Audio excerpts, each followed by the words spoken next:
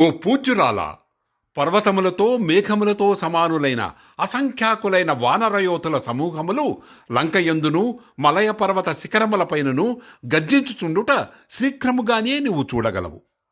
అమ్మా సీతాదేవి, ఏడువ వలదు. నీ మనస్సు శోకముచే వ్యాకులపాటును చెందకుండుగాక. ఇంద్రునితో కూడిన శచీదేవి వలె నీవు నీ భర్త రక్షణలో ఉన్నావు. శ్రీరాముని కంటెనూ శ్రేష్ఠుడెవడు? లక్ష్మణస్వామికి సాటిగలవాడెవ్వడు? అగ్నివాయువుల వలె ఆ సోదరులిద్దరూ నీకు అండగాగలరు. ఇక చింత ఎందులకు? రాక్షస సమూహముతో నిండిన అతి భయంకరమైన ఈ ప్రదేశమునందు నీవింక ఎంతో కాలము ఉండవలసిన పని లేదు. నీ స్వామి అతి త్వరలోనే ఇచ్చటకు విచ్చేయును. అమ్మా, నేను వెళ్ళి శ్రీరామునితో కలిసి వచ్చు వరకు ఓపిక పట్టుము. సుందరకాండమునందు 39వ సర్గము సమాప్తము. జై సీతారాం, జై హనుమాన్.